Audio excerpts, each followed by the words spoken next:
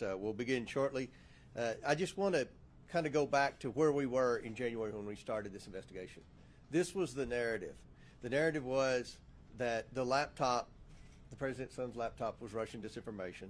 Hunter Biden was a legitimate business guy, just like Jared Kushner.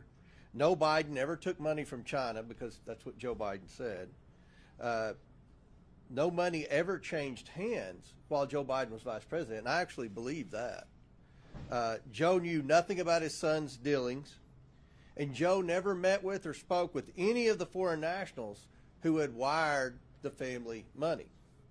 All of those things have been proven wrong because of the Republican majority and our investigation.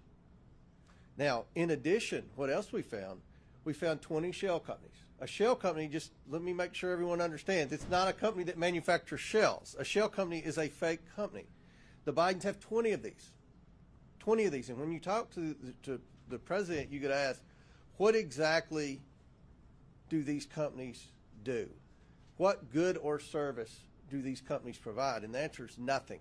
They are not legitimate companies.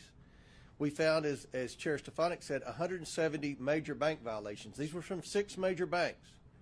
And they alleged that the Bidens were, among other things, money laundering and receiving suspicious wires from state-owned entities. You know what that is in banking terms?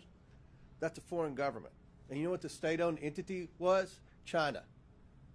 So the bank alleging that the Bidens took a suspicious wire from the Chinese government and then laundered it through these shell companies.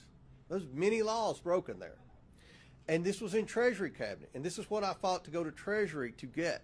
These are very serious allegations. Associated Press just wrote a story that said there's no evidence of wrongdoing. What a disgrace to journalism. And I don't complain much. I'd take it, but that's just not true.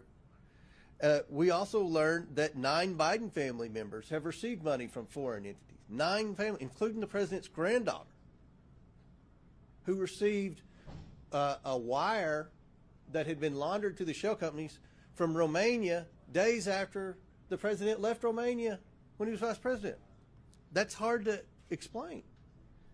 The Bidens received over $20 million. My question to you, what did they do to receive that money? No one can answer that question. $20 million. Is there not any curiosity as to what they did to receive $20 million? We also found a Form 1023, an FBI form alleging Joe Biden took a bribe. And what we learned from this is the FBI never investigated this allegation. And in the FD 1023, it said that investigators would take 10 years to figure out where these bribes went because of the various bank accounts that they wired the money through. That was written years before anyone knew the Bidens had shell companies and the Bidens were laundering money. And what we see in the FBI form that no one ever investigated is a consistent pattern with what we found in Romania and China and other places. We also discovered that Joe Biden's used at least 3 pseudonyms on over 5,000 emails. We know one of these, his son was copied in a pseudonym that pertained to Ukraine. We've also just recently discovered an email from the State Department, from the Obama State Department, to Viktor Shokin, the prosecutor who Joe Biden fired in Ukraine in exchange for the $1 billion, praising him for the great work that he did. But there was this narrative that Joe Biden created that said Shokin was corrupt and he needed to go over there and be fired. But we have an email weeks before Joe Biden went over there praising Shokin for the good work he had done in reforming corruption from the John Kerry State Department.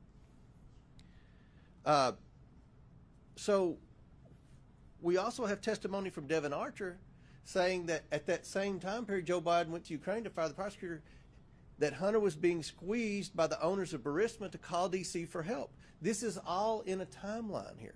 This is why Speaker McCarthy launched the impeachment inquiry. And I think the CNN poll 2 weeks ago that showed 63% of Americans believe Joe Biden was involved in his family's business schemes is reason why we should be investigating this. Moving forward, we have requested unredacted pseudonym emails from the National Archives. There are over 5,000 of those that we want to review.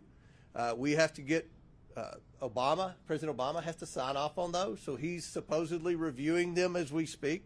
We hope to get those. We hope to get the president's son and brother's personal bank accounts.